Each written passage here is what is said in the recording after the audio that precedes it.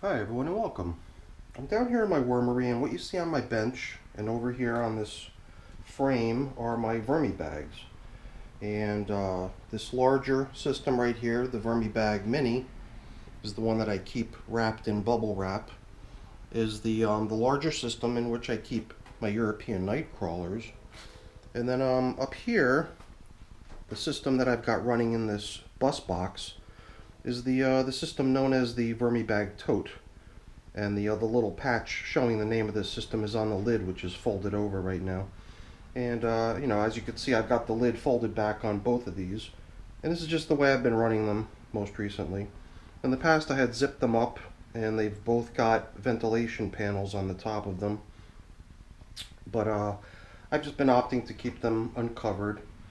And even though this VermiBag Tote is meant to be run inside of a tote, like a storage tote container, it seemed to me like it fit really nicely inside of this bus box, so I thought I would try to run it in here, and it does fit almost perfectly.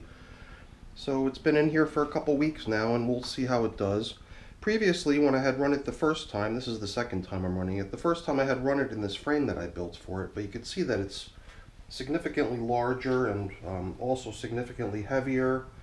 So I decided on this go around I'd try to run it a little bit more in the fashion that it was intended to be run, which is inside of a plastic container, which should allow it to retain a lot more moisture, I assume, this way, than being exposed to the air in all directions. And in the case of this system down here, the VermiBag Mini, I've also been trying to retain moisture with this bubble wrap going around the sides of it. Kind of just put on there loosely, hopefully helping with the retention of moisture a little bit. So I thought I would just talk a little bit more today about my VermiBags, since today is the day that marks 1 year since I initially moved my night crawlers into these two systems. And while the European night crawlers have been in this VermiBag Mini right here all the while for an entire year now, this VermiBag Tote that has the African night crawlers in it was very recently reloaded with the worms, and the worms had already been migrated out of this container some time ago and just more recently moved back in.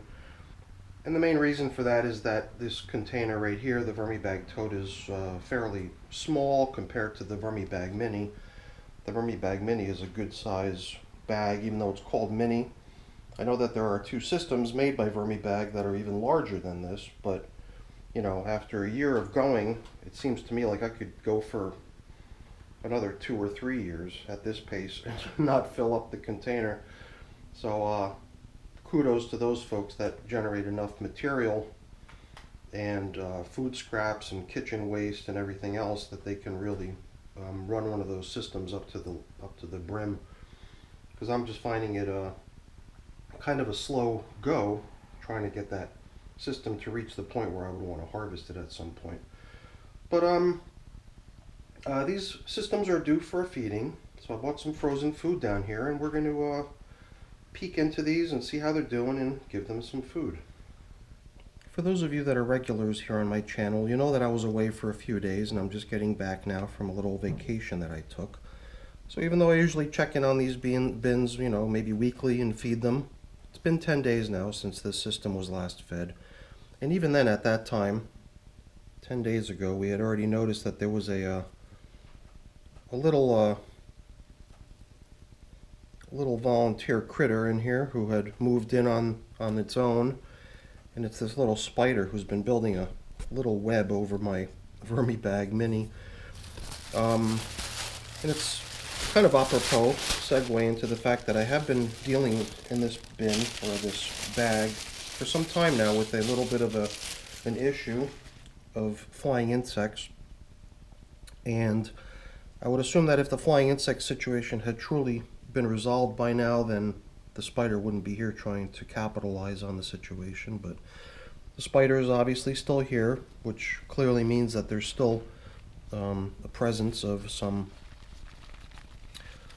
flying insects visiting the bin. But I'm glad to say that it's just not as severe a situation as it had been a few months ago. A few months ago, I just felt like I was really dealing with a somewhat out of control situation with way too many flying insects hanging out in this bin. And I still see some here and there, but I don't really feel like the matter is so terrible anymore like it was at one point. It's still a little bit annoying, but not too bad at this point. So this piece of paper I think may have been put here fresh just 10 days ago.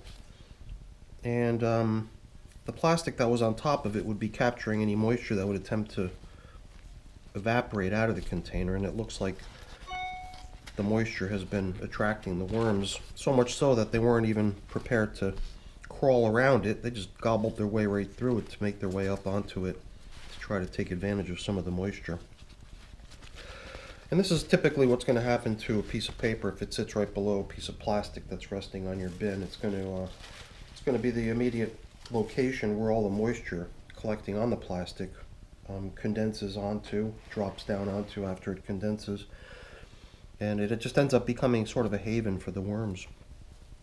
It's been, like I said, it's been a year now since I've been running this system with these European night crawlers, and I've not yet harvested the system. These systems are known as a flow-through composting system. So the idea on this is that you continue piling stuff in the top, and then the stuff at the very bottom should have already gotten broken down to the point where you can harvest it. But you don't have to remove what's above it. You actually open a hatch on the bottom of the container and eject the material out the bottom. And there's a taper towards the bottom so that the whole contents of the bin ideally don't come pouring out. The idea is that only a certain amount of material that you control is removed, and you allow the rest of it to sort of remain suspended within the bag. It sort of holds on to itself, hopefully, I think, in theory. So this is kind of cool to see. The last feeding seems to have been a pretty popular one. The European night crawlers, the African night crawlers, somehow I've always found the night crawlers to just not really mob together very much. They seem to be somewhat solitary worms in nature. However, it does seem like in this case they've banded together here to tackle some sort of a food item that I'd given them, but I frankly don't remember what it was that I fed last time 10 days ago. It does seem like it's a pretty popular item. And even some of these other items that have been in here for way longer than just 10 days, these mango seeds have been getting worked for months and months. And you can see that they're actually getting quite brittle and getting broken down gradually over time. But they do take a tremendous amount of time, that's for sure. So I just keep checking in on them. Some of them I take extra measure to try to help the breakdown process. In this case, I had chopped off the two ends of the mango seed in the hopes that the extra surface area would help increase the pace at which it gets broken down. So we'll do what we normally do in here, is try to fish out all these larger food particles, the slow composting items that we check in on week after week, so that we could try to get a sense of how the most recent feeding that we added to the container is progressing. But it is kind of nice to actually see large numbers of worms in my nightcrawler containers. I've always felt like my population of nightcrawlers was a little bit smaller than most, and it is because I did start with just a handful of cocoons. Somewhat more cocoons of these European nightcrawlers. I believe 5 times more. There was supposedly, I think, 500 European nightcrawler cocoons that I started this population with, and the African nightcrawlers that occupy the other bag, the VermiBag tote, were started off with 100 cocoons. So I always treated this population as somewhat larger and requiring a bit more space, but it's finally starting to look like they're starting to grow in numbers, because this is definitely a larger population than what I had when I first started out with these little guys. So we probably got numerous generations of worms hanging out in here,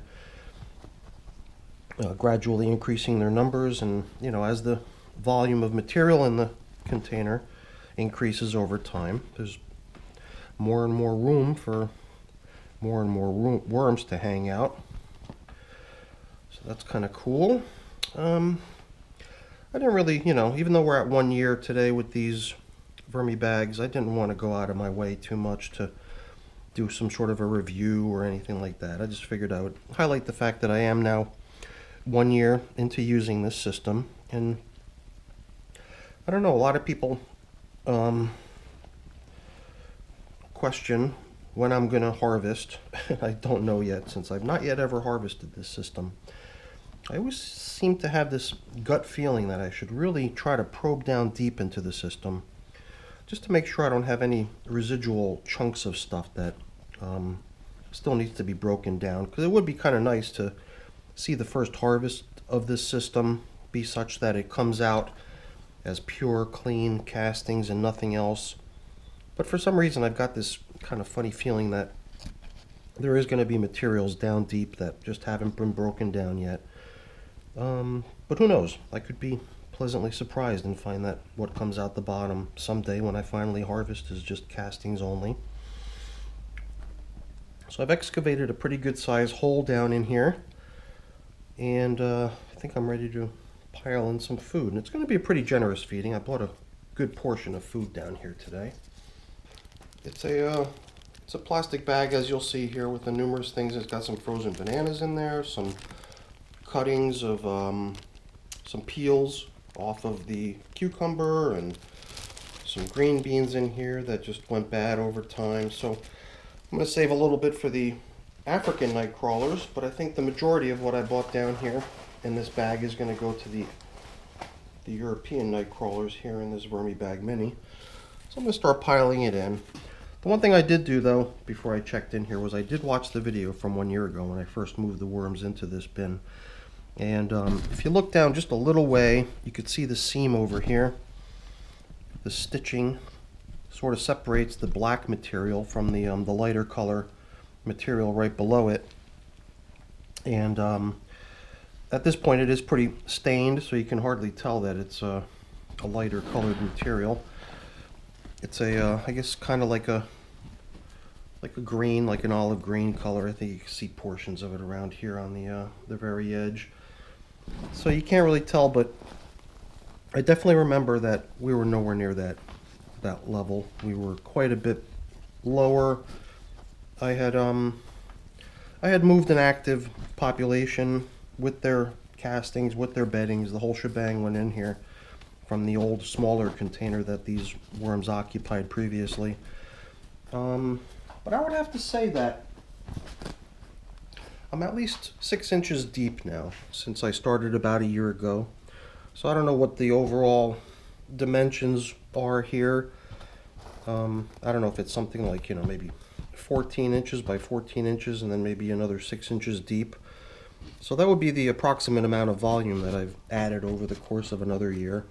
And since this container does have a little bit of a taper, I would imagine that if I were to continue for another year or so at this pace, I don't know, I'd probably add up another 6 inches or more. It's hard to say. Since there are more worms in here, I might be inclined to feed more, which would, increase the volume even more quickly. So maybe that's the whole idea, is that over time, as the population grows, you have to feed them more regularly with greater amounts of food, and then maybe it has sort of a kind of an accelerating pace at which you fill up one of these systems over time. But that's 1 year now in my VermiBag Mini, and now we're going to go check in on my VermiBag tote. So let's head over there now. So now in this VermiBag tote, the African night crawlers have only been in here for a few weeks. So there've only been a few feedings of this system here. But right away we can already see evidence of the food that they got last time being depleted. I can see a somewhat recessed ditch forming over here in the middle.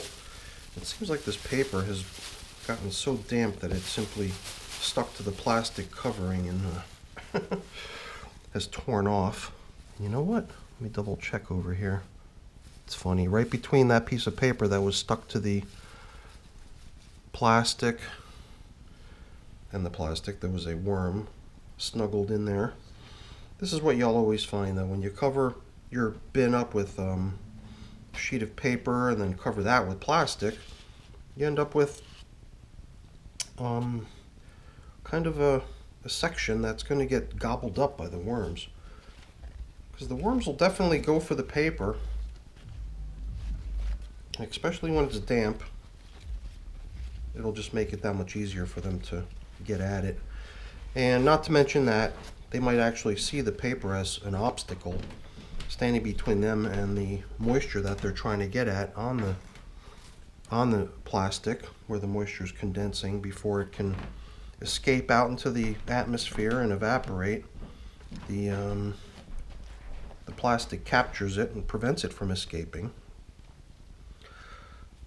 And that's the whole idea here. I've been, always finding that these well-ventilated bag systems do, at least in my environment, in my climate, or maybe in just the ventilation in my home, the system does seem to emit a lot of moisture. But here, with this system being enclosed in a plastic container, I might not have to go to such extreme measures to try to preserve moisture. I don't remember exactly what it was that I fed last time. I wish I had watched the video from last time so I'd have a reminder of what this stuff was, because it's kind of weird looking. It's kind of like this light colored pasty stuff. But I mean, from the odor of it and from the appearance of it, I can't seem to tell what it was. But it is kind of neat to find all kinds of worms hanging out right here in the middle area. And I've actually got a new tub set up into which I was hoping to relocate some of these African nightcrawlers so as to try to expand their population in my wormery. I kind of like the idea of having a backup system for each of these nightcrawler systems, because I mean, if something for whatever reason were to go awry in one of my nightcrawler systems, it is a situation where I've got all the African nightcrawlers here in this bag and all the European nightcrawlers in that other bag. And if something did go wrong, and if these populations were to get wiped out, I'd be suddenly without that particular breed of nightcrawler. So I kind of like the idea of having a sort of a secondary backup system in which I've got, African nightcrawlers as well as European nightcrawlers.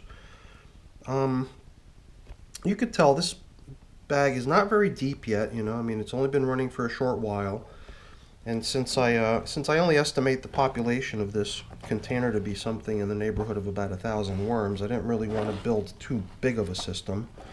I wanted it to be sort of appropriately sized, so to speak. So I didn't build up a very, very deep system for them. It's, I don't know, it's a couple inches deep, but it'll grow over time. And I think before we plop in the food, you'll notice I'm not really following suit with what I do usually when I feed. Usually I'll put in maybe leaves as a bedding underneath the food, or paper or cardboard, or sometimes I'll wrap the food in paper bundles. But I think this go around I'm going to skip on extra bedding. I'm not even feeding coffee or not even adding grit. Today I'm simply adding food only. And that's really lack of preparation, I must say. I got to be honest. I've got a pretty good collection of eggs piling up here, but I just need to take the time to grind them up. But with the exception of, the eggs in this form, I am running a little bit low on the ground up eggshell. And the material that I use as bedding often is leaves, and once again I've used my supply of leaves and I have to go outside and replenish my little box that I use to store leaves in here. But I don't want to use no bedding, so I think what we're going to do is we're just going to recycle some of this cardboard bit type bedding and leafy material that we have out here resting on the surface on top, and we'll just try to do a little recycling action so that we have something of a bedding foundation to drop the new feeding onto.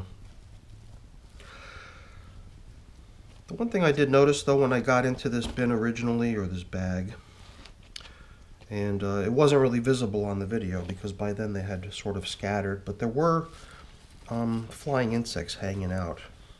And it could have something to do with the fact that it's not a very deep system and that maybe some of the food was kind of poking out through the surface. I do like the idea of having my feedings submerged somewhat.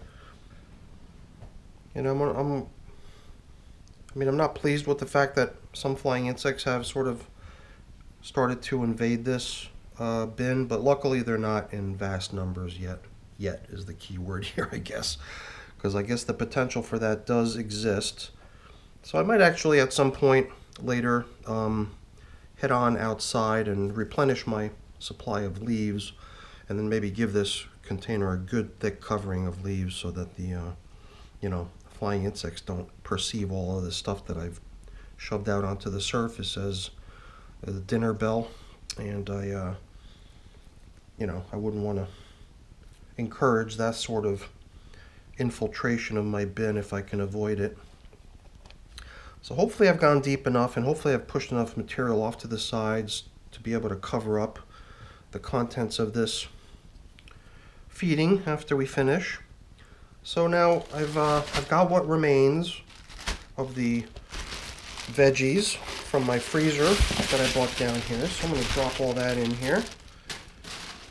And it's not only veggies, it's that banana. Here we've got, this banana is actually in 2 pieces. I believe the other one was just 1 piece.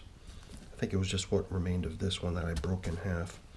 So that should be pretty popular for the worms.